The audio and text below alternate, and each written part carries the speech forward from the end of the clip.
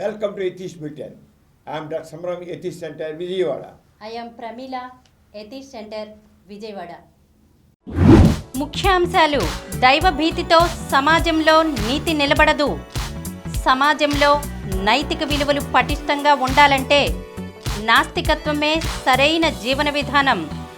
ప్రముఖ నాస్తికులు గోరా. నాస్తికత్వంతోనే శాస్త్రీయ దృక్పథం, సమానత, మానవత. British atheist Charles Bradlaugh. Karthika మాసంలో పూజలు ఫలిస్తాయా? డాక్టర్ సమరం. విపక్ష హోదా ఇవ్వలేదని శాసనసభ సమావేశాలు బహిష్కరించడం తమ ప్రజా ప్రాతినిధ్యాన్ని పట్టించుకోకపోవడమే, తమ నియోజకవర్గాన్ని గాలికి వదిలేయడమే. ఇది ప్రజాస్వామ్య సూత్రానికి విరుద్ధం. నాస్తిక కేంద్రం. జనవరి 4-5 తేదీల్లో విజయవాడ నాస్తిక కేంద్రంలో ప్రపంచ నాస్తిక మహాసభలు. త్వరలో ప్రారంభం కానున్న గోరా టెక్నోహబ్. అభ్యుదయానికి యూట్యూబ్లో సమరన్ ఛానల్స్. ముఖ్యాంశాలు చూశారు కదా, ఇక వివరాల్లోకి వెళ్దాం. డాక్టర్ గారు, దైవ భీతితో సమాజంలో నీతి నిలబడదు.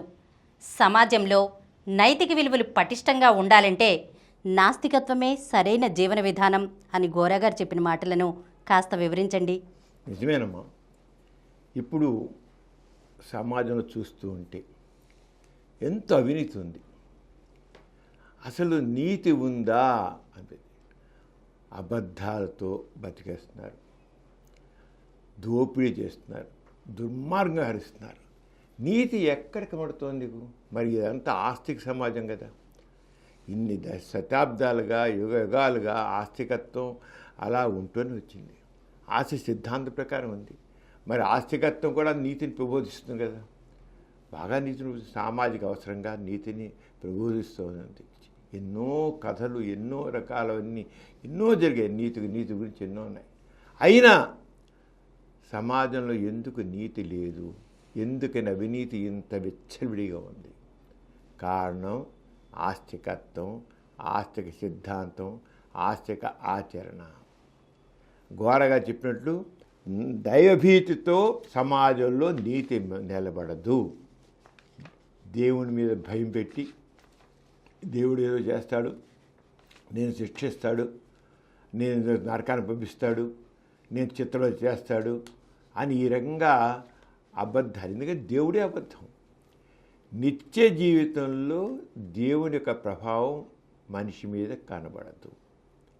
మనిషి మీద కనబడప్పుడు పోనీ మరి దానితోడు నువ్వు పాపం చేసావా, వెళ్ళి దేవుని ఊళ్ళోకి వెళ్ళి ఒక హుండీలో డబ్బులు వేసేయి, ప్రాశ్చిత్తం చేసుకో. ప్రాశ్చిత్తాలు పక్కనే ఇక తప్పులు చేయడం, అవినీతి గారించడం, ప్రాయశ్చిత్తం. తిరుపతి గుడిలోకి వెళ్ళడం, ఎంత చేసేయడం. లేదా పుష్కరాలు వస్తే పుష్కరాలు ఆ నీళ్ళలో స్నానం చేసి, నదుల నీళ్ళలో స్నానం చేస్తే అన్ని రకాల పాపాలు 10 తరాల పాపాలు కుట్టుకుపోతాయి అన్నాం. What is this? అంటే ఆస్తికత్వంలో నీతి నిలబెట్టే మార్గం లేదు. ఒక పక్క నీతి సూత్రాలు చెబుతూ, రెండో పక్క అవినీతి పనులు చేస్తే దానికి తేలిగ్గా ఎస్కేప్ అయిపోయిన మార్గాలు కూడా ఆస్తికత్వంలో ఉన్నాయి. ఇంక నీతి ఎక్కడి నుంచి వస్తుంది? అంచేత దైవభీతితో దేవుడిలో చేస్తాడు భయంతో నువ్వు సమాజంలో నీతి నిలబడదు. సమాజంలో నైతిక విలువలు పటిష్టంగా ఉండాలంటే నాస్తికత్వమే సరైన జీవన విధానం. కరెక్ట్. తెలుసుకున్నాం ఇప్పుడు గోరా గారు ఎలా నాస్తికత్వం ద్వారా ఎలా వస్తుంది, సమాజంలో నైతికత అనేది ఎలా నిలబడుతుంది, దానికి జీవన విధానం ఎలా ఉండాలి. ఆస్తికత్వం వరకు జీవన విధానం అయితే నాస్తికత్వం వరకు జీవన విధానం. అంచేత గోరా గారి దీని గురించి ఏం చెప్పారు ఏంటి చూద్దాం. గోరా గారి నీతి గురించి చెబుతూ, ఏ ప్రవర్తన వల్ల సౌఖ్యం ఎల్లప్పుడూ సరిసమానంగా ఉంటుందో దాన్ని నీతి అంటారు. ప్రవర్తన అంటే మన మాటలు, మన చేతలు. మాటలు, చేతలు. మన మాటల్లో నిజాయితీ ఉండాలి. చెప్పింది చేయడం, చేసి చెప్పడం. నేను వస్తానంటే వస్తా, రానంటే రాను, నాకు కుదరదంటే కుదరదు, అలా ఉండాలి. వస్తా అని చెప్పి ఎగ్గొడితే అది నీతోదే. అంచేత ఏ ప్రవర్తన వల్ల సౌఖ్యం. మరి ఎందుకంటే మనం రెండు వాళ్ళతో వ్యవహరిస్తూ ఉంటాం, ఇంకో వ్యక్తులతో వ్యవహరిస్తుంటాం. ఆ వ్యవహరించినప్పుడు ఇద్దరి మధ్య ఒక రకమైన సౌఖ్యము, సఖ్యత, సమానత్వం ఉండాలి. ఒకరి మీద గౌరవం ఉండాలి, మాట మీద నమ్మకం ఉండాలి. మాట మీద నమ్మకం ఉండాలి. నేనంటే నువ్వు చేస్తాను నమ్మకం నీకు ఉండాలి, అలాగే నువ్వు అంటే నమ్మకం నాకు ఉండాలి. ఆ నమ్మకం ఉండాలి. మా వ్యక్తుల మధ్య నమ్మకం ఉండాలి, గౌరవం ఉండాలి, దాంతో సౌఖ్యం ఉంటుంది. అంచేత ఏ ప్రవర్తన వల్ల అంటే మాటలు చేతల వల్ల సౌఖ్యం ఎల్లప్పుడూ, ఒకసారి కూడా కాదు, ఎల్లప్పుడూ సరిసమానంగా ఉంటుందో దాన్ని నీతి అంటాం. చాలా సింపుల్గా చెప్పారు, కానీ వీళ్ళ పెద్ద మీనింగ్ ఉంది. మన మాటలు మన చేతలు చక్కగా నీతియుక్తంగా సత్యం మీద నిజాయితీగా ఉండాలి. అది నీతి. నీతికి ఏం కాదు, నిజాయితీగా ఉండాలి. అక్కడ ఇద్దరు మీద ఎక్కడైతే నిజాయితీ ఉంటుందో సౌఖ్యం ఉంటుంది. మొత్తం ఇద్దరు వ్యక్తుల మీద సౌఖ్యం ఉంటుంది, అలాగే సమాజంలో కూడా సౌఖ్యం ఉంటుంది. సమాజంలో ఆ రకం సౌఖ్యం అనేది. అంతేగాని ఆస్తిగతంలాగా సరేలే తప్పు చేసావా పోయి ప్రాయశ్చిత్తం చేసుకో, ప్రాయశ్చిత్తం దేవుని గుడిలోకి వెళ్ళి కొన్ని డబ్బులు ఇచ్చేసిరా, హుండీలతో పడేసిరా, లేక వెళ్ళి ఇంకోటి చేసుకో అంటే అదే ఉంటుందా ఆకృష్ణ? నో. ఆ రకంగా ఈ దొడ్డి మార్గాలు పెట్టడం కరెక్ట్ కాదు. అది ఆస్తికత్వంలో. అందుకని ఆస్తికత్వంలో ఎంత నీతి కబుర్లు చెప్పినా నీతి నిలబడకుండా పోయింది కారణం. అది అర్థం చేసుకోవాలి. ఆస్తికులు కూడా చాలా చెప్పారు నీతి గురించి మాటలు, కానీ ఎట్ ది సేమ్ ఎస్కేపిజం. కానీ ఘోరగా నాస్తికత్వంలో అలాంటి ఎస్కేపిజాలు మనిషి ప్రవర్తన, నాస్తికుడు ప్రవర్తన చూపిస్తాడు. అంచేత దీని గురించి వెళ్ళినప్పుడు నీతి అనేది రెండు రకాలు ఉంటుంది. వ్యక్తిగత నీతి, అలాగే సామాజిక నీతి. వ్యక్తిగత నీతి అంటే ఎలా అంటే చెప్పిన సౌఖ్యము, నీతిలో వచ్చే మిగిలేదేంటి సౌఖ్యము. ముఖ్యంగా నా సౌఖ్యము, నీకు నాకు మధ్య సౌఖ్యము, సామాజిక సంబంధాల సౌఖ్యము, అది ముఖ్యం. సౌఖ్యం అంటే అంత మంచిగా ఉంటుంది, చక్కగా సఖ్యత ఉంటుంది, కోపం ఉండదు, ద్వేషం ఉండదు, ఈర్ష్య ఉండదు, అనుమానం ఉండదు, దగ ఉండదు, దోపిడి ఉండదు, ఏం ఉండదు. అక్కడ సౌఖ్యం అదే. నీకు దోపిడి ఉన్నా దగ ఉన్నా సౌఖ్యం ఉంటుంది. మానసికంగా సుఖం ఉంటుందా? శారీరకంగా ఏం లేకపోవచ్చు, మానసికంగా సుఖం ఉండదు కదా, వేదన ఉంటుంది కదా. మానసిక వేదన, ఛీ నమ్మానంత మోసగాడు, దగాకోరు, ఎంత దగా చేశాడు, ఇస్తున్నాడు ఇవ్వలేదు, చేస్తున్నాడు చేయలేదు, దగాకోరు వాడు అనుకుంటాం.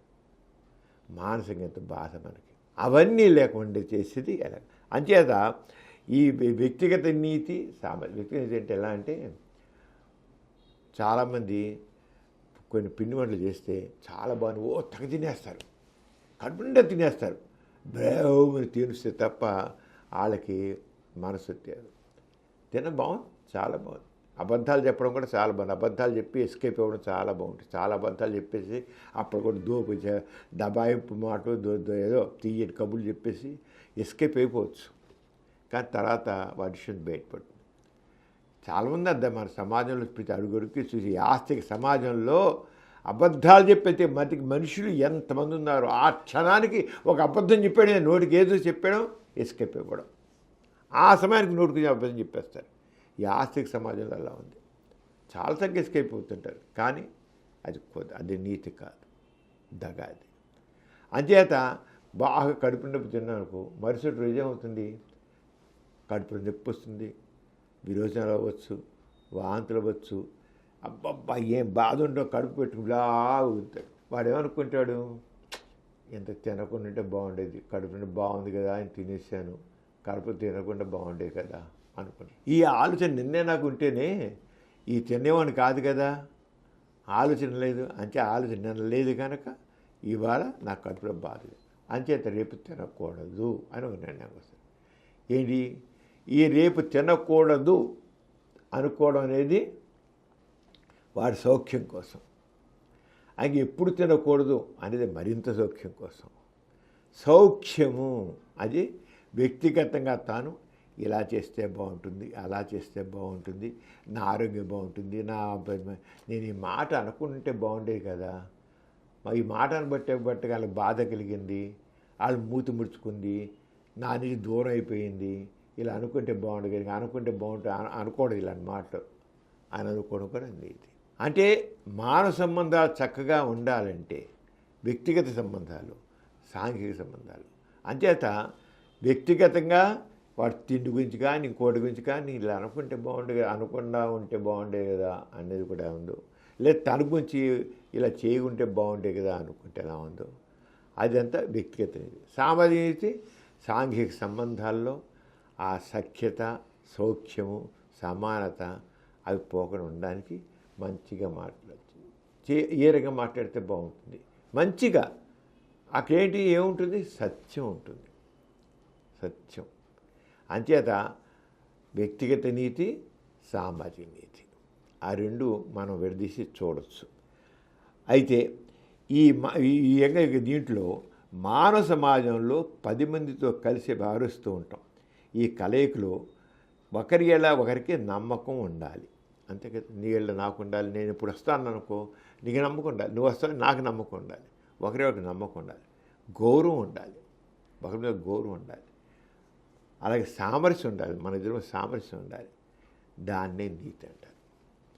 ఏ విధంగా ఏ మాట వల్ల ఏ ప్రవర్తన వల్ల, ఏ ప్రవర్తన ఏ మాట ఏ చేత, మాటలు చేతలు సామరస్యాన్ని కలిగించాలి, గౌరవాన్ని కలిగించాలి, నమ్మకం కలిగించాలి.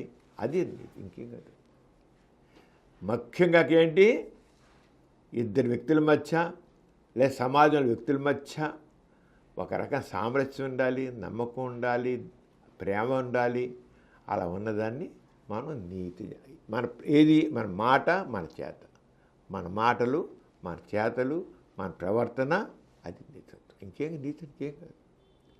ఆ ప్రవర్తన తీర్చిదిద్దుడే నీతి. అది ఆ తీరుందే ఏ రకంగా చేస్తే నీతి అన్నమాట. అది ఏ రకం ప్రవర్తన వల్ల సమాజంలో సామరస్యం సంతోషం వెల్లివిరుస్తుందో దాన్ని నీతి అంటాం. అంచేత తేలిక నీతి అంటే ఏంటి, ఏ రకపు ప్రవర్తన వల్ల లేదా మాటల వల్ల చేతల వల్ల సమాజంలో సామరస్యం సంతోషం వెల్లివిరుస్తుందో దాన్ని నీతి అంటాం. అంటే నీతికి ఏం కాదు. నీతి అంటే ఓ పిల్లేని పని చెప్పడం కాదు. అంచేత ఈ నీతి అనేది సంఘ అవసరాలు మారుతున్న కొద్దీ సంఘంలో అవసరాలు మారుతుంటాయి, ప్రవర్తన రూపం కూడా మారుతుంది. నీతి రూపం ప్రవర్తన రూపం మారుతుంటుంది.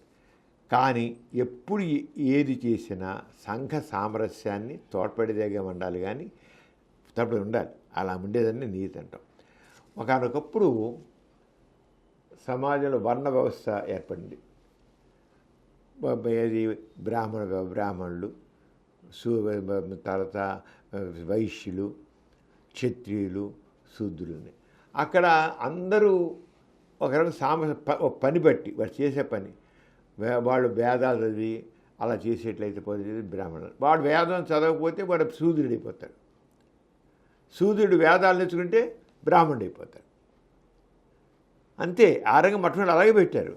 అలాగే యుద్ధం చేసి యుద్ధంలో ఉండేవాడితే క్షత్రియుడు, యుద్ధం చేయకుండా వ్యవసాయం చేస్తే వాడు శూద్రుడు అయ్యేవాడు, వ్యాపారం చేస్తే వైశ్యుడు అయ్యేవాడు, వ్యాపారం చేయకుండా పొలంలో పని చేస్తే శూద్రుడు అయ్యేవాడు. ఆ రంగం వ్యవస్థ పెట్టుకున్నారు వాళ్ళు. ఆ రంగా వాళ్ళు అలాగ వనవ్యవస్థ పెట్టుకున్నారు, మంచిదే. కానీ తర్వాత ఏంటైంది, ఫిక్స్ చేసి పరిచాడు.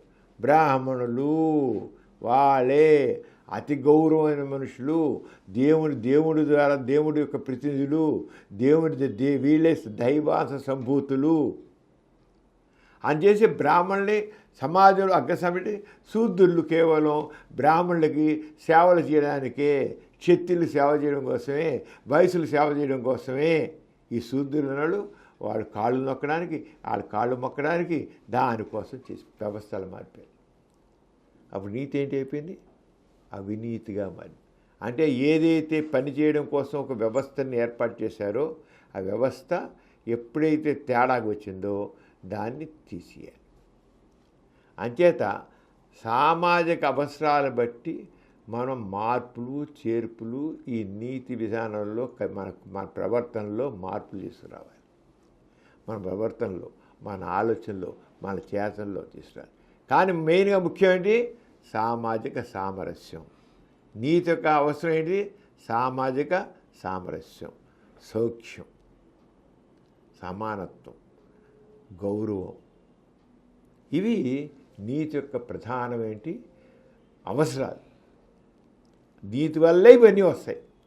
నీతి ఎక్కడైతే ఉండదో ఇవి ఉండవు, అది గుర్తుంచుకో.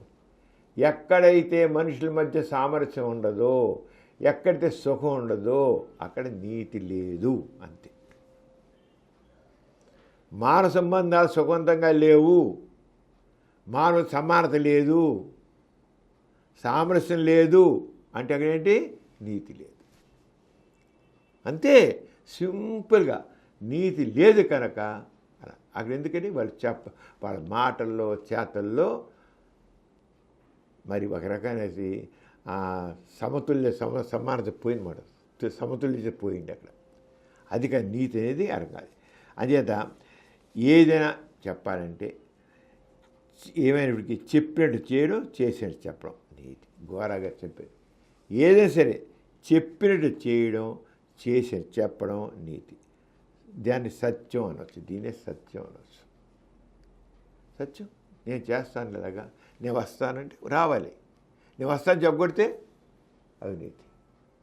నీతి చెప్పినట్టు చేయడం, చేసినట్టు నిళ్ళాను అక్కడ మీ వాళ్ళని కలిసి అని చెప్పేది అని చెప్పినట్టు చేసినట్టు చేయడం అన్నారు.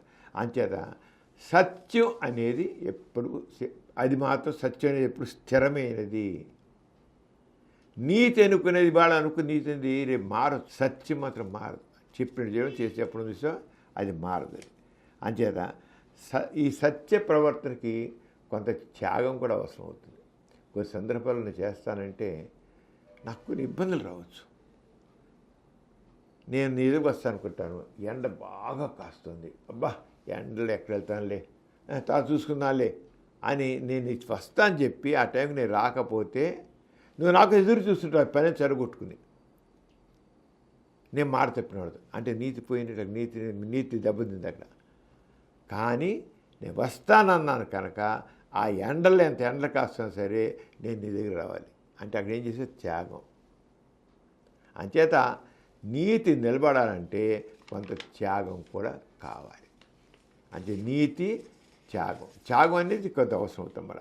అంటే సంఘ సంబంధాల్లో సామరస్యం, సహకారం, సంతోషం మనకు అవసరం తెలుస్తుంది. సంఘం చక్కగా ఉండాలి, హ్యాపీగా ఉండాలండి. అక్కడ ప్రజలందరూ హ్యాపీగా ఉంటారండి అంటే ఏంటి? అక్కడ వాళ్ళలో ఆ సంఘ సంబంధాల్లో సామరస్యం ఉంది, తర్వాత సహకారం ఉంది, సంతోషం ఉంది. అది దీనికి ఏంటండి ఇలా ఉన్న కానివ్వండి నీతి. అందరూ చెప్పిన మాట నిలబడతారు, చేస్తారు. ఈ పని చేద్దామంటే పని చేస్తారు, ఇలా వద్దంటే వద్దండి. అంతేగాని ఆ మాట తప్పరు. అంటే అది ఏ సమాజం అయినా సరే హాయిగా ఉందంటే ఉన్న వాళ్ళందరూ కూడా ఒక మాట కట్టుబడి ఉంటారు. ఎదుటి వారికి ఇబ్బంది లేకుండా ఉంటారు. ఎదుటి వారికి ఇబ్బంది కలిగించకూడదు. ఎదుటి వారు సుఖంగా ఉండాలి, సంతోషంగా ఉండాలి, సౌఖ్యంగా ఉండాలి. అలా ఉండేటి మాట, చేత, నీతి. అంచేత ఆస్తికత్వంలో ఏం చేసే చివరికి ఈ నీతి సమాజం అవసరంగా తీసుకోవాలి. సమాజంలో వ్యక్తులందరూ చక్కగా సామరస్యంగా ఉండాలి, సహకారం ఉండాలి, లేదా సంతోషంగా ఉండాలి అంటే నీతిగా ఉండరా. ఈ సమాజం కోసం నీతిగా ఉండరా అని అంటున్నాళ్ళు. ఆశగా చేశారు, నువ్వు నీతిగా ఉంటే మోక్షం పొందుతావు. మోక్షాన్ని పెట్టారు ఆస్తికత్వంలో. నా మోక్షం ఎవడో తెచ్చాడు, ఎవరిని తెలిసిందో తెచ్చాడు, పోతే ఇష్టం నేను దగా చేస్తాను, వాడి దగ్గర దగా చేసి డబ్బులు కొట్టేస్తాను, వాడు దగా చేసి ఇంకో దూచేస్తాను. ఈ మోక్షంతో వాడికి సంబంధం. ఎందుకంటే నిత్య జీవితంలో దాని యొక్క అవసరం వాడికి కనిపించట్లా. మోక్షానికి కబుర్లు అంటే ఒక అసత్యాన్ని పెట్టి, ఒక దేవుడు అసత్యం అబద్ధం, మోక్షం అబద్ధం, స్వర్గం అబద్ధం, నరకం అబద్ధం, పూర్వజన్మ అబద్ధం, పునర్జన్మ అబద్ధం, ఇవన్నీ అబద్ధాలే. ఇన్ని అబద్ధాల మీద వాడు నీతిని పెడతా అంటే ఎలా కుదురుతుంది? ఆస్తికత్వం అంతా కూడా అబద్ధాలతో కూడి ఉన్నది. దేవుడే అబద్ధం. అబద్ధాలతో సమాజంలో దైవభీతి. ఏంటి దైవభీతి? దేవుడు గుళ్ళో వెళ్ళిపోతే విగ్రహాన్ని కొల్లగొట్టి దేవుడి మెళ్ళ ఆ నగలు వజ్రాలు అన్నీ ఎత్తుకుపోయిన దేవుడిని చేయలేడే. దేవుడు ఎత్తుకుని ఉంటే పోలీసులు కాపలా ఉండాలి. అంత దైవశక్తి ఉన్న మహానుభావుడు మరి వాడి దగ్గర ఉన్న ఆశ దోచిపోతాడు. దేవుని గుళ్ళోనే ఆశ వచ్చుకుంటే దేవుడు ఎందుకు రేస్తాను వాడు వెంటనే కానీ పడేయట్లేదు, చంపేయట్లేదండి. ఏది దైవశక్తి? అందుకనే దొంగకి దైవభయం లేదు, దేవుని భయం లేదు వాడికి. అందుకని అన్నీ ఎత్తుకుపోతున్నాడు. వెంకటేశ్వర గుళ్ళైనా బోర్బీడు చేస్తాడు, దుర్గ గుళ్ళైనా చేస్తాడు, లేదా శ్రీశైలం దేవన చేస్తాడు, ఇంకా ఎక్కడైనా చేస్తాడు. ఏది దేవుడు ఏం చేస్తున్నాడు?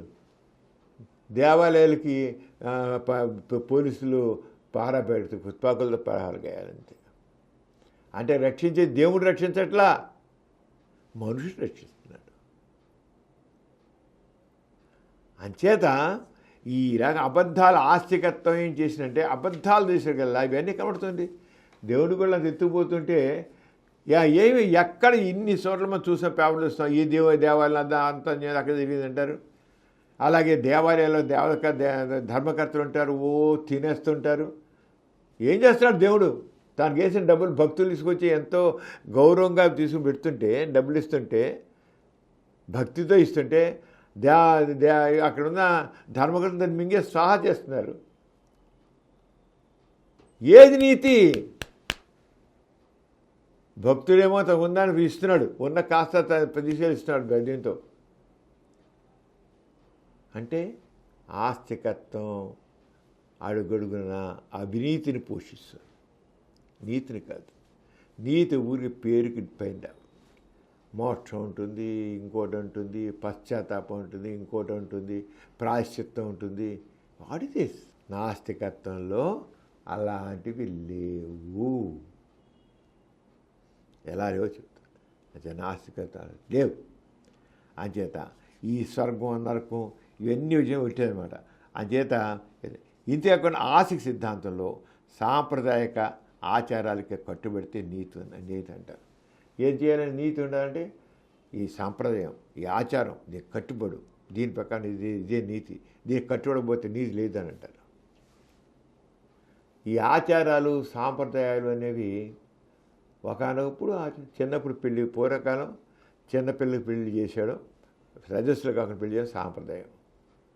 కుదురుతున్నాం సాంప్రదాయం. పూర్వం చిన్నపిల్లలు మళ్ళీ ఆ భర్త చనిపోతే ఆడదానికి గుండు చేసేసి తెల్లచీర కూర్చోబెట్టడం, చిన్నపిల్ల సరి చేయడం, అది సంప్రదాయం, ఆచారం. భర్త చనిపోతే ఆ భర్తతో పాటు బతుకున్న భార్యను చితికి పడుకోబెట్టి చనిపోయడం, తగలెట్టేసేయడం, అది ఆచారం, సత్యసాగమన ఆచారం. ఏంటి అవన్నీ నీతి నిలబెట్టాయా? ఈ ఆచారాలు సాంప్రదాయాలు మనిషికి ఎందుకు పనికొచ్చాయి అసలు? ఈ ఆచారం సాంప్రదాయం అనేది పనికి రావు. అంచేత నీతి అనిచేకల్లా దీంతో చెప్పానంటే ఎప్పటికీ ఆచారాలు సాంప్రదాయాలు వచ్చే మనిషికి మౌఢ్యం వచ్చింది. మౌఢ్యం అసలు ఎందుకు చేస్తున్నాడో తెలియదు. ఆ చేసాడు కల్లా అక్కడ ఆ పూజలు ఆచారాలు సాంప్రదాయ ముఖ్యమైన మనిషిని, తోటి మనిషిని ఇగ్నోర్ చేస్తాడు, పట్టించుకోవట్లేదు.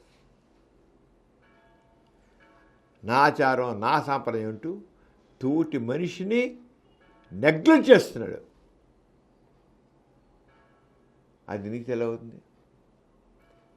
దాంతో ప్రకారం ఏంటి? మౌఢ్యం ఎక్కువైపోతుంది. దాంతో మతమౌఢ్యం, నా మతం, నా దేవుడు, నా మతం అని చెప్పేసి చెరు మతాల మధ్య కుమ్ములాట, చంపుకోవడం, మానకాండ, దహనకాండ. What is this? ఇది నీత? సాంప్రదాయ ఆచారాలు నీతి నిలబెడతాయన్న, నీతి నిలబెట్టట్లా.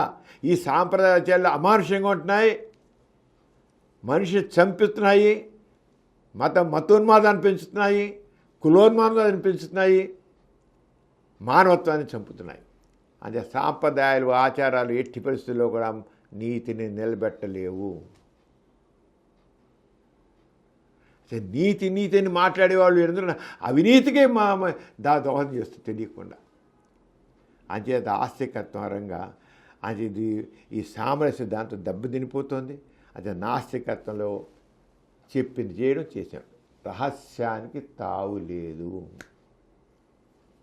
లేదు చెప్పేగో ఇది ఆ రహస్యానికి తావులేదు, తావు ఏ మాత్రం ఉన్నదో అని చెప్పడం బహిరంగ విధానం. నాస్తికత్వాన్ని బహిరంగ విధానం. అంచే దీంట్లో ఇక ముఖ్యంగా నాస్తికత ఏంటండి? వాస్తవికత, సంఘ దృష్టి, వ్యక్తిత్వం. ఏ సరే సత్యం మీదే. దేవుడు అన్నారు, ఎక్కడున్నాడు? అది నిర్ధారణ నిలవాలి. ఏదైనా సరే నిర్ధారణ లేకపోతే ఏం సరే. సంఘ దృష్టి,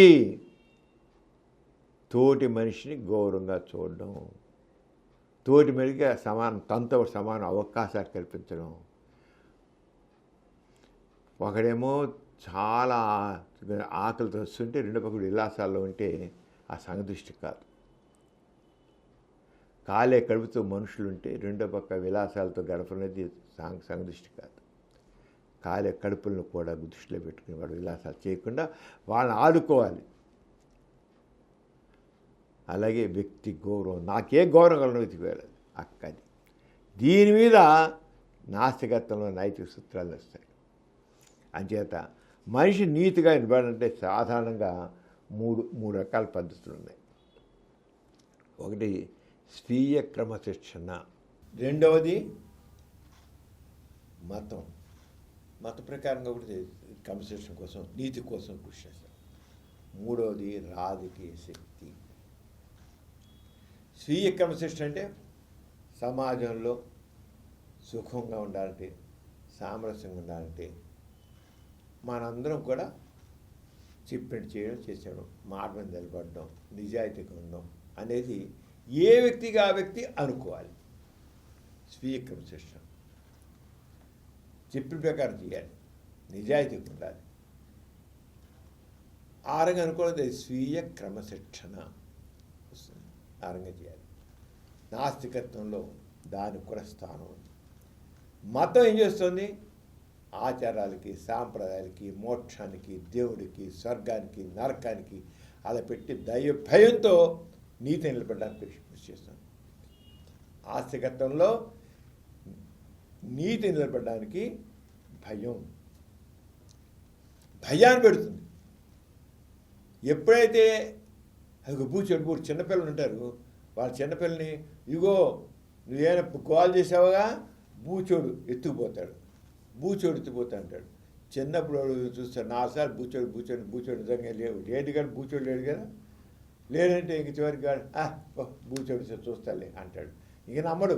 వాడు ఎదుగుతూ బూచోడు, అమ్మ నన్ను ఊరికి బూచోడు భయపెట్టింది, నాకు అమ్మ నువ్వు నన్ను భయపెట్టి నాకు తెలిసే బూచోడు లేడు అంటాడు. లేదమ్మా, లేదు బూచోడు లేడమ్మా అని చెప్పేసి. అదే ప్రాస్తికత్వంలో ఈ దేవుడి గురించి వీడి గురించి వస్తుంది. పిల్లలకి బూచోడు భయం పెడుతుందో ఆస్తికత్వం అంతదిగా దిగిపోయి మనుషులకి దైవభయం మీద నీతి నిలబెట్టాలని కృషి చేస్తాం. మతం ఫెయిల్యూర్, నీతి నిలబెట్టాలి. చూస్తున్నాం సమాజంలో నీతి పోవడానికి. ఇక మూడోది రాజకీయ శక్తి. ఇప్పుడు అందుకే ఎవరు తప్పు చేస్తే శిక్ష, రాజ్యాంగబద్ధంగా రాజ్యాంగపరంగా వారికి శిక్ష ఉంది, శిక్షిస్తున్నారు పోలీసులు, యంత్రాంగం, కోర్టులు. నాస్తికత్వంలో ఒక పక్క స్వీయ క్రమశిక్షణ, రెండోది రాజకీయ శక్తి. సమాజంలో కూడా స్వయంగా వాడు స్వయంగా వాడు స్వయం క్రమశిక్షణ ఉంటాడు, లేదా రాజకీయంగా అక్కడిక్కడ వాడు చేసిన తప్పుకి ఎక్కడ పరలోకంలో శిక్ష కాదు, చనిపోయిన తర్వాత నరకంలో కాదు, వాడికి బతుకుండగానే వాడికి పనిష్మెంట్. ఆ పనిష్మెంట్తో పాటు కేవలం పనిష్మెంట్ కన్నా నేరం అనేది ఒక రకమైన మానసిక రోగం, ఒక మానసిక రోగం. అంటే యాంటీ సోషల్ సైకాలజీ, ఆ మానసిక దీనికి వారి మనిషిని సంస్కరించడానికి కృషి చేస్తారు. నేరం అంటే అనేక దాంట్లో ఆర్థిక పరమైన కారణాలు ఉంటాయి, అన్నీ ఉంటాయి. కానీ ముఖ్యంగా ఆర్థికపరమైన సరే వాడు ఎందుకు చేశాడు? మానసికంగా అది ఒక మార్గం అనుకుంటాడు, తేలిగ్గా ఈజీ ఎర్నింగ్. ఇప్పుడు చాలా పనులు చేస్తారు ఈజీ ఎర్నింగ్. ఆ ఈజీ మనీ ఎర్నింగ్ పద్ధతులు ఉన్నాయే, అవి అవినీతి పద్ధతులు. జేబులు కొట్టేయడాలు, అబద్ధాలు అబద్ధాలు చెప్పి డబ్బులు తీసేసుకోవడాలు, వెరీ ఈజీ లెర్నింగ్ మెథడ్స్. కానీ అలా చేస్తే ఇమ్మీడియట్గా వాడికి పనిష్మెంట్ ఇచ్చి వాడిని మార్చడానికి కృషి చేయడం జరుగుతుంది. ఇప్పుడు మనకి స్టోర్పురంలో గజ్జి దొంగలు ఉండేవాడు. స్టోర్పురం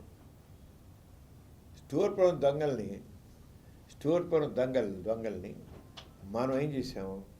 ఆ స్టోర్పురం దొంగల్ని వాళ్ళని సంస్కరించాం. మీరు చేసిన తప్పులకి లొంగిపోండి.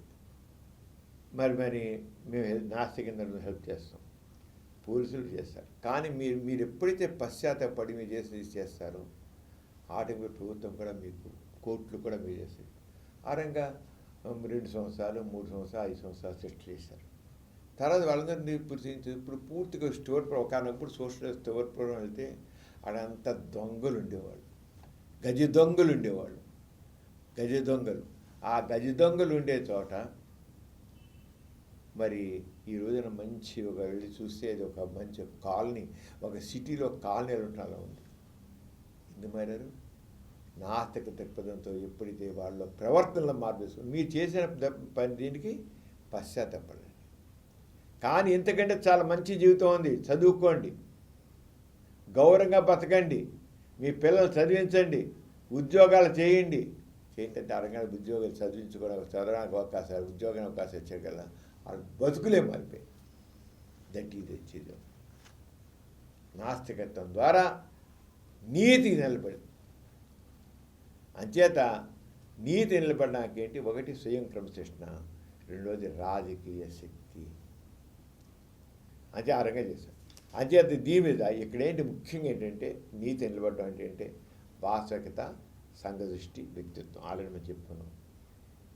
ఎప్పుడు నీతికి వాస్తవంగా దృక్పథం ఉన్నాం, సామాజిక సంఘదృష్టి, రెండు వ్యక్తిత్వం. వ్యక్తిత్వం అంటే స్వేచ్ఛగా ఆలోచించగలగాలి, స్వాతంత్రం, ఆలోచనకి స్వాతంత్ర్యం ఉండాలి. అలా జరిగిన మాట అది. దీనికి ఏంటి? నీతి నిలబడడానికి సత్యం మీద ఉంటుంది, సంఘదృష్టి ఉంటుంది, వ్యక్తి స్వేచ్ఛ వచ్చే స్వాతంత్రం ఉంటుంది. అంచేత ద్వారాగా చెప్తారు, వ్యక్తికి స్వేచ్ఛ స్వాతంత్ర్యం ఇచ్చినప్పుడు తన భావాలను స్పష్టంగా చెప్తాడు. అక్కడ అబద్ధాలు, దాపరికం ఉండదు. ఇతరులు అతనే అర్థం చేసుకుంటారు. ఆ వ్యక్తి కూడా వాస్తవికత, సందృష్టి ద్వారా తన ఆలోచనల్ని మలుచుకుంటాడు. అలాగే ఆత్మ పరిశీలన చేసుకుంటాడు. అంటే ఈ రకంగా నైతిక ప్రవర్తన అనేది, నీతి అనేది సంఘావసరం. ఆస్తికత్వం అంటే మోక్షం కానీ, స్వర్గం నరకం కానీ ఇవన్నీ కాదు. అంచేత స్వీయ క్రమశిక్షణ, రాజకీయ శక్తి, వాళ్ళు సంస్కరణ కోసం కృషి చేయడం. నీతి అనేది సామాజిక అవసరం. దానికి నాస్తికత్వమే కలిగి, ఆస్తికత్వం నీతికి ఫెయిల్ అయిపోయింది, దాంట్లో సందేహం లేదు. అంచేత ఇక యాంటీసోషల్ బిహేవియర్ అని చెప్పాం కదా, రాజకీయ శక్తి, శాసనాలు, శిక్ష, సంస్కరణ, ఇలా ఉంటాయి అన్నమాట.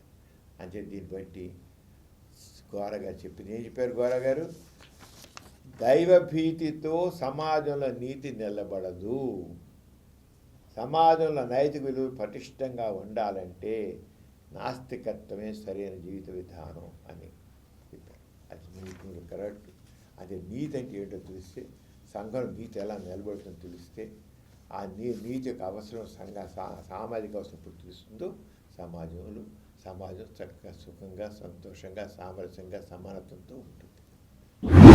డాక్టర్ గారు, మన ప్రతి బులెటిన్లో సామాజిక పురోభివృద్ధికి, మానవ కళ్యాణానికి తోడ్పడిన ఒక ప్రముఖ మహనీయుని గురించి చెప్పుకుంటున్నాం కదా, ఈసారి ఎవరి గురించి చెబుతున్నారు?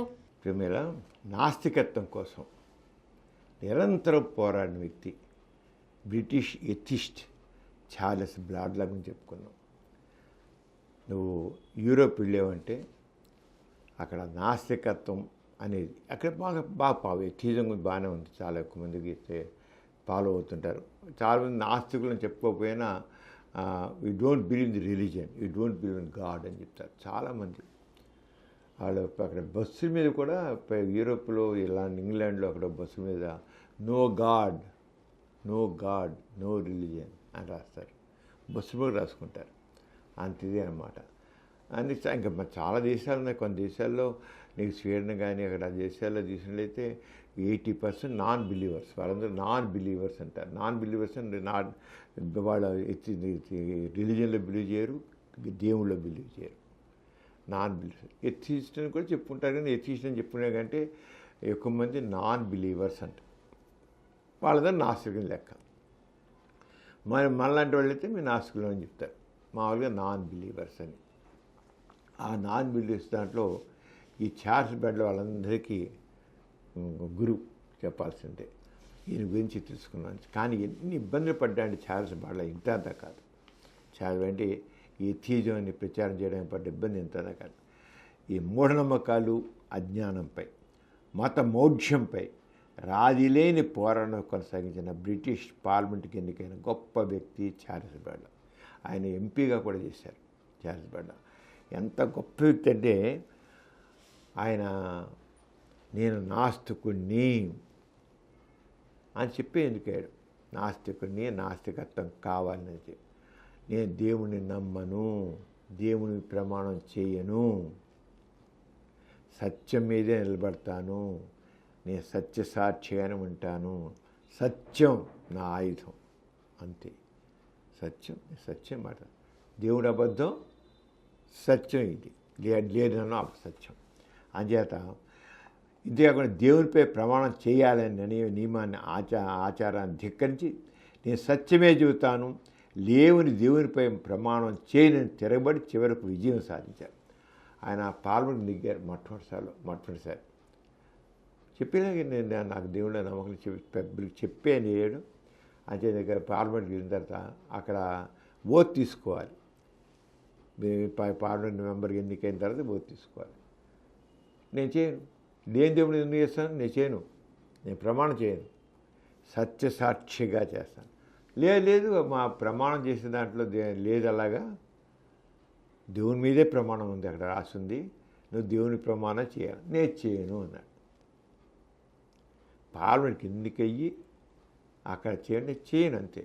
సత్యసాక్షిగా చేస్తాను. దేవుని ఎందుకు చేస్తాను? నేను చేయను. లేని దేవుని మీద చేయను. నేను సత్యం మీద ఆధారపడతా, సత్యమే అన్నాడు. అనేసి గట్టిగా నిలబడ్డాడు.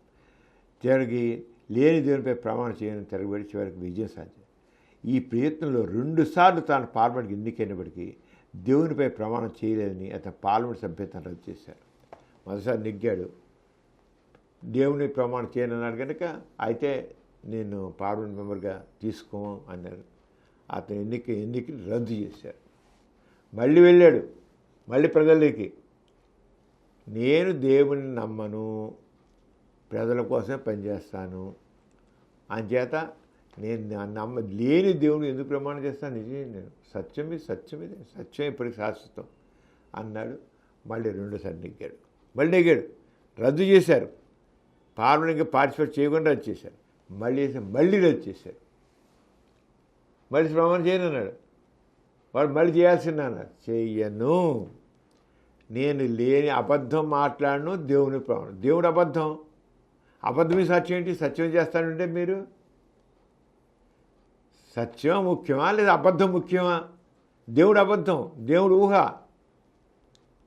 చేయను అన్నాడు. 2సారి కూడా మళ్ళీ రద్దు చేశారు. 3సారి మళ్ళీ 3సారి కూడా ఎన్నికల్లో విజయం సాధించేశారు. చూడు ఎంత మనిషి, తన కన్విక్షన్ ఎంత పట్టుదలగా ఉన్నాడు. 3సారి మళ్ళీ చేసి దీని ప్రమాణం చేయాలి, అతను పార్లమెంట్ సభ్యత్వాన్ని రద్దు చేసి అయినా పట్టుకెళ్ళాడు. మళ్ళీ 3సారి కూడా ఎన్నికల్లో విజయం సాధించడానికి ఇంగ్లాండ్లో ఓత్ యాక్ట్ని మార్చి నాస్తికులు, హేతువాదులు నేను సత్యమే చెబుతాను, ఐ సోలమన్లీ ఎఫ్ఎం అంటే చాలని బ్రిటిష్ పార్లమెంట్ 19వ శతాబ్దం చివరిలో చట్టం చేసింది. చివరి తప్పలా. మరి 2 సార్లు 3సారి కూడా నెగ్గాడు. ఇంకా ఇప్పుడు ఏం చేశారంటే నాస్తికులు, హేతువాదులు, హ్యూమనిస్టులు వాళ్ళు దేవుని ప్రమాణం చేసిన సత్యసాక్షిగా చేసి సరిపోతుందని చెప్పి ప్రత్యేకంగా చట్టం చేశారు, యాక్ట్ చేశారు. అది నాస్తిక ఆ నైతిక శక్తి, అది నైతిక శక్తి, అది నాస్తిక నైతిక శక్తి. అదేవిధంగా మన దేశంలో కూడా దేవుని ప్రమాణం చేయడం కానీ, లేదా నేను సత్యమే చెప్తాను అనడానికి కానీ రాజ్యాంగ అన్ని స్థాయిల్లో, అంటే పంచాయతీ నుంచి పార్లమెంట్ వరకు కోర్టులను ఎక్కువ ప్రమాణం చేసిన నేను సత్యమే చెప్తానంటే సరిపోతుంది. ఇప్పుడు మనకి ఇండియాలో కూడా నువ్వు కోర్టులో సాక్ష్యం పరుస్తున్నా, లేదా ఒక ఎమ్మెల్యే అయినా, ఒక ఎంపీ అయినా, లేదా సర్పంచ్ అయినా సరే, నేను దేవి సాక్షిగా చేస్తాను, అసలు నేను సత్యసాక్షిగా ప్రమాణం చేస్తున్నాను అని చెప్పచ్చు.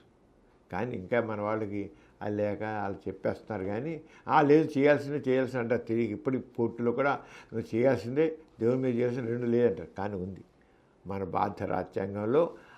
అక్కడ చార్లెస్ బ్రాడ్లా తీసుకొచ్చిన మార్పు, ఏదైతే బ్రిటిష్ పార్లమెంట్లో చార్లెస్ బ్రాడ్ ఏ మార్పు తీసుకొచ్చాడో ఆ మార్పు మన ఇండియన్ కాన్స్టిట్యూషన్లో కూడా అంబేద్కర్ నాయకత్వంలో ఉన్న ఎప్పటి కాన్స్టిట్యూషన్లో దేవుని ప్రమాణం చేయనవసరం లేదు, సత్యసాక్షిగా ప్రమాణం చేస్తే చాలు అని కింద స్థాయి నుంచి పైదాకా అది ఎన్ని కోర్టులు కావచ్చు, సుప్రీంకోర్టు కావచ్చు, ఎక్కడైనా సరే అన్ని చోట్ల అలా చేయొచ్చు. దానికి కానవరు చార్లెస్ బ్రాడ్లా